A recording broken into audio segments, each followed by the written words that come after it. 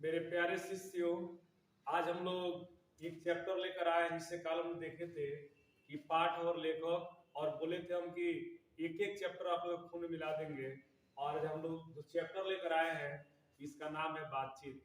आखिरी चैप्टर में क्या है इसको हम ध्यान से देखेंगे। इसे कल हम बताए थे कि बातचीत यानी जो पाठ है इसके लेखक कौन है? बालकृष्ण भट्ट। जो कल हम बता चुके थे, इस बातचीत के दौरान हम लोग क्या करते हैं, इसे भट्ट भट्ट बोलते हैं तो बालकृष्ण भट्ट हो जाएगा। ठीक है। सबसे पहले ये जो हमारे लेखक है इससे जो क्वेश्चन बोर्ड बार बार पूछ देता है ये हम लोग को जानना जरूरी है।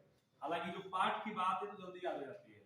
इस मान लीजिए इनका जो जन्म है 23 जून 1844 ईस्वी का जन्म हुआ था, और इनका जो निधन है 20 जुलाई 1914 ईस्वी में हुआ था। एक और बात कि जल्दी हम लोग को जन्म और मरण याद नहीं होता है, लेकिन बोर्ड में बहुत ज्यादा क्वेश्चन पूछ देता है। आने वाला संडे परसों हम लोग खाली जन्म और मरण के बारे में एक वीडियो बनाएंगे जो बिल्कुल आप लोगों को खून मिला देंगे। ठीक है। इसमें अपने आप छोड़ दीजिए।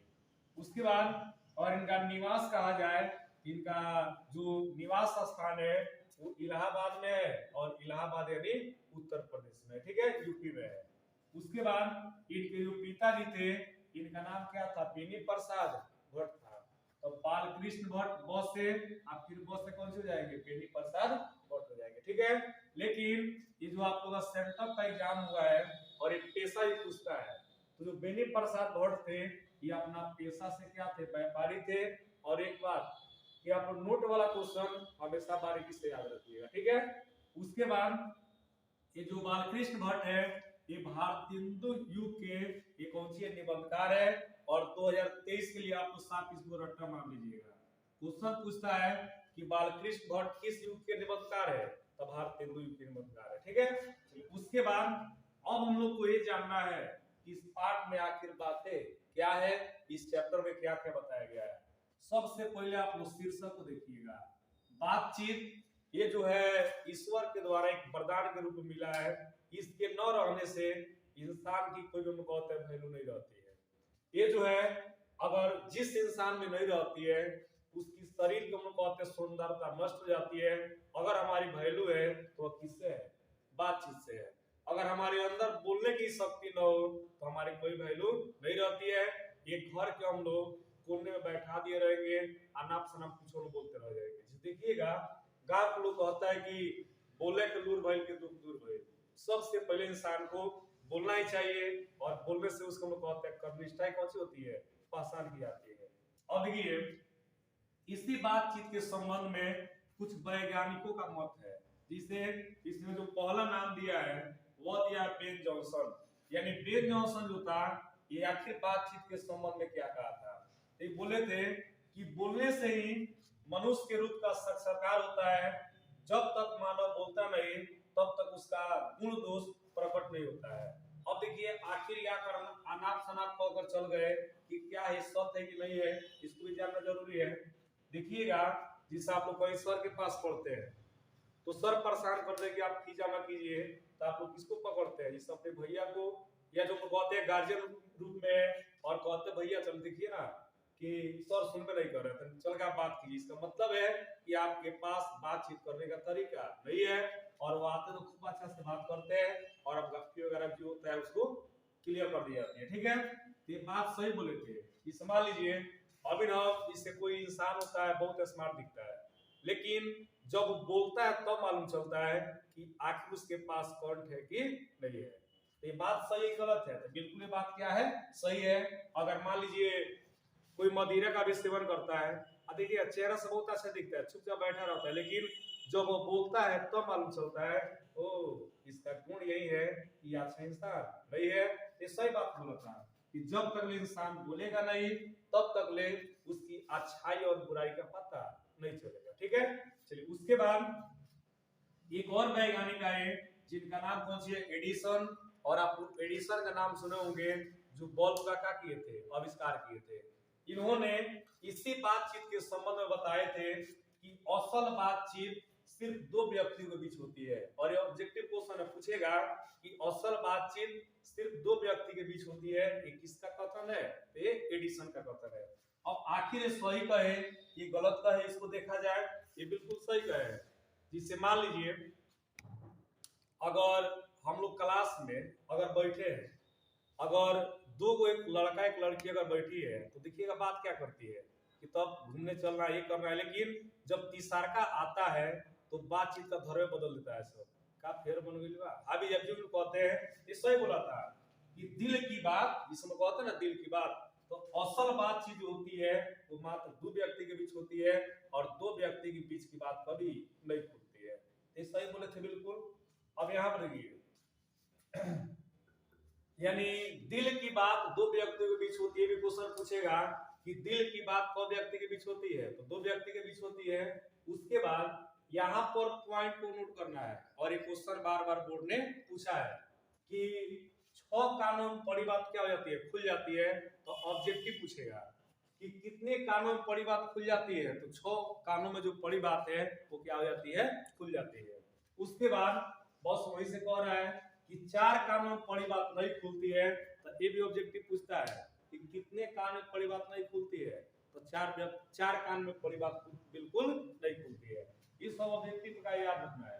अब देखिएगा 3 व्यक्ति की बात खुल जाती है, बस इन बात पर है। अगर एक व्यक्ति का 2 कान है तो 3 व्यक्ति को कान हो जाएगा, 6 हो जाएगा। एक और है कि व्यक्ति पूछे तो 3 व्यक्ति की बात खुल जाएगी, कान कहे तो 6 कान में पड़ी बात खुल जाएगी। अगर न खुलने की बात कहा जाए तो 4, देखिए तो 4 कान में बड़ी बात नहीं खुलेगी। अब देखिए इशू कह रहा है कि दो व्यक्तियों के बीच की बात कभी खुलती नहीं है।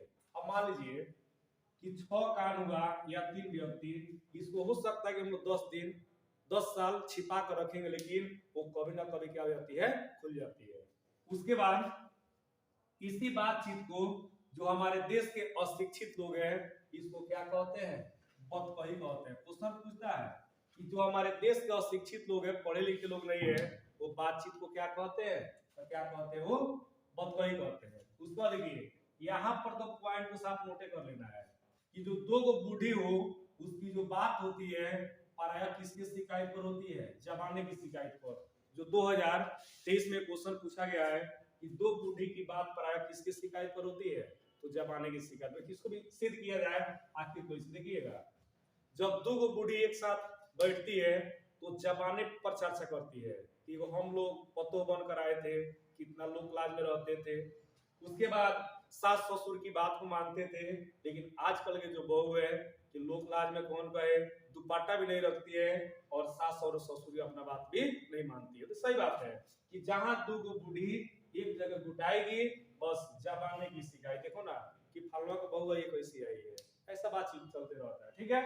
उसको देखिए एक व्यक्ति का नाम है जिनका नाम कौन सी है? Robinson Crusoe.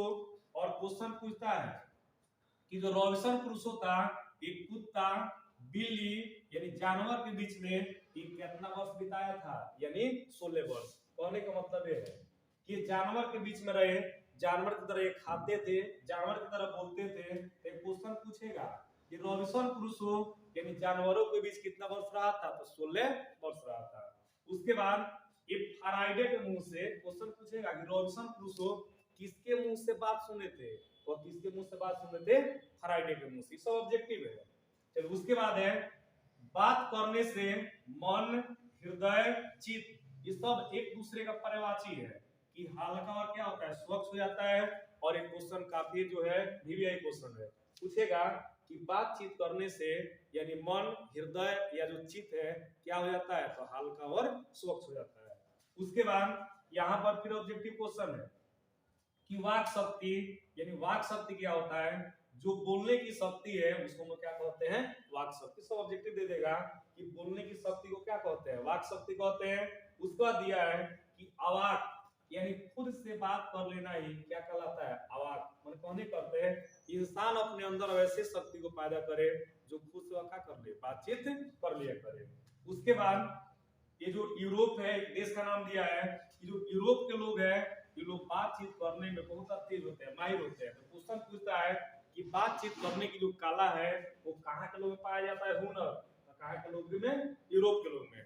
और यही जो यूरोप के लोग हैं इस बातवा चितवा को क्या कहते हैं, आर्ट ऑफ कन्वर्सेशन कहते हैं। तो क्वेश्चन पूछेगा ये कि बातचीत को जो यूरोप के लोग हैं वो क्या कहते हैं, आर्ट ऑफ कन्वर्सेशन कहते हैं। कन्वर्सेशन ये कौन सी है, बातचीत करने की कौन सी है, शैली है। तो ये भी क्वेश्चन पूछेगा कि जो आर्ट ऑफ कन्वर्सेशन है इसका मतलब यानी अर्थ क्या होता है, तो बातचीत करने की वो शैली। अब थोड़ा यहाँ पर देखिएगा आप लोग कि जो 4 से अधिक है, क्वेश्चन पूछता है कि 4 से अधिक के बातचीत को क्या कहते हैं, राम रमौल कहते हैं। काफी ऑब्जेक्टिव भी क्वेश्चन है कि 4 से अधिक की बातचीत को क्या कहेंगे हम लोग, तो राम रमौल कहेंगे। ठीक है, अब यहाँ पर देखिए इस चैप्टर में कुछ बात को देखा जाए, जैसे आखिर बातचीत कितना जरूरी है। हम लोग बातचीत जो है ना 3 अवस्था में करते हैं। बातचीत कितने अवस्था में करते हैं हम लोग, 3 अवस्था में। पहले देखिए क्या लिखे हैं, बचपन, उसके बाद जवानी और उसके बाद बुढ़ापा। यानी कहने का मतलब है कि जो हम लोग बचपन में बात करते हैं कितना अच्छा बात करते हैं कि चलो आज क्रिकेट खेलेंगे, पटकू धराएंगे, चिड़ई बजाएंगे। लेकिन जब हम लोग जवानी में आते हैं तो जवानी में कैसे बात करते हैं कि तब वो कैसा है, उसका घर कहाँ है, वो कौन गली से आती है, पता करो।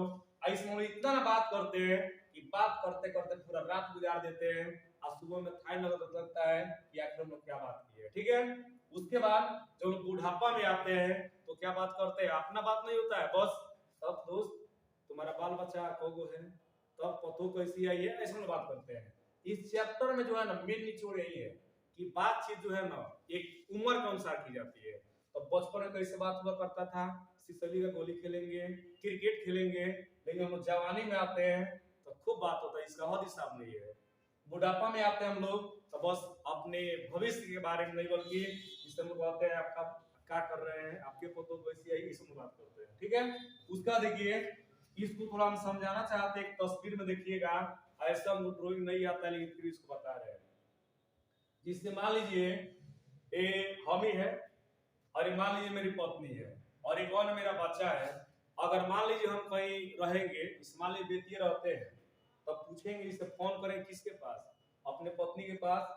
तो पूछेंगे होगा कहाँ हो, तो बोले कौन सी बगले में है, तो कई दिन बात कराओ ना, उससे बात करें। तो देखिएगा उसको फोनवा दे देती है और जब फोनवा लेगा ना तो बोलबे नहीं करेगा। तो उसको सिखाई कौन सी, बोलो पापा, तो क्या बोलता है पापा, फिर वो चुप जाता है। कहने का मतलब ये है मेरा, इसके पास वाक शक्ति नहीं है, यानी बोलने की शक्ति नहीं है। तो वाक शक्ति अगर रहेगा तब हम लोग अपना दुख और सुख का आदान प्रदान करेंगे। जब वाक शक्ति रहबे नहीं करेगा तो कहने का अर्थ इसका आदान प्रदान नहीं हो पाएगा। समझ में आया। अब देखिए इसमें जो मात्र क्वेश्चन है ये 4 क्वेश्चन दिया है। जिससे पहला क्वेश्चन होगा कि अगर हमें वाक शक्ति न होता तो क्या होता। देखिए तो अगर हमें बोलने की शक्ति नहीं होगा तो हम लोग दुख और सुख का आदान प्रदान नहीं कर पाएंगे। जो हम लोग अगर दुख सुख का आदान प्रदान करते हैं, अगर यही ना करेंगे तो हमारी कोई वैल्यू नहीं रहेगा और एक हम लूंज पूंज की अवस्था में घर के कोने में बैठा दिए रहेगा। तो कह सकते हैं कि अगर हमारी वैल्यू है तो वह किससे है, वाक शक्ति से है। बिना वाक शक्ति का हमारा कोई वैल्यू अस्तित्व नहीं है। दूसरा का क्वेश्चन है कि बातचीत के संबंध में बेन जॉनसन और एडिसन के क्या विचार है। तो देखिए तो इसको सजा के लिखना है कि बातचीत के संबंध में बेन जॉनसन और एडिसन के विचार इस प्रकार क्या है, निम्न है। तो एक में क्या लिखेंगे, बेन जॉनसन लिखेंगे कि बेन जॉनसन का कहना था कि बोलने से ही मनुष्य के रूप का साक्षात्कार होता है और जब तक मनुष्य बोलता नहीं है तब तक ले उसके रूप और गुण का पता नहीं चलता है। अब देखिए इसको भी लाएंगे एडिसन को, तो लाएंगे एडिसन के अनुसार ये कहा था कि असल बातचीत सिर्फ 2 व्यक्ति के बीच होती है और दिल की बात भी कितने व्यक्ति के बीच होती है, 2 व्यक्ति के बीच होती है। उसके बाद तीसरा का जो क्वेश्चन है वो है कि आर्ट ऑफ कन्वर्सेशन क्या है। तो देखिए तो आर्ट ऑफ कन्वर्सेशन कौन सी है, वो बातचीत करने की एक तरीका है, शैली है। और यह जो तरीका है यूरोप के लोगों में क्या की जाती है, पाई जाती है। उसके बाद और इसमें क्वेश्चन कोई बनाना ही नहीं है। इस चैप्टर में मात्र 3 ही क्वेश्चन क्या करना है, बनाना है। तो देखिए तो कितना आसान चैप्टर है। हम बोले थे और बोल भी रहे हैं कि जिसका कर्म भी फूटा होगा ना उसका भी हिंदी में लगभग 90 से प्लस में आएगा। लेकिन आप लोग तो चकाचौक है। बस आप लोग ऐसे ही देखते रहिए, आगे फिर नेक्स्ट चैप्टर को हम लाएंगे। उसको देखिए, इनका एक रचना जो है ये बहुत वीवीआई है, जिससे पूछता है कि इनकी हिंदी प्रदीप जो है ये किनकी रचना है, तो किनका है, बालकृष्ण भट्ट का है। और ये कहां से लिया गया हो, मासिक पत्र से। उसके बाद इनकी कुछ रचना है, इसे रहस्य कथा, नूतन ब्रह्मचर्य, 100 अजान एक सुजान और सद्भाव का अभाव, ये सब के सब क्या है, उपन्यास है। बोर्ड के लिए आपको याद रखिएगा, ये पूछेगा नूतन ब्रह्मचर्य और नहीं तो 100 अजान एक सुजान। ठीक है, बस इतना ही तक, फिर हम नेक्स्ट चैप्टर में मिलेंगे।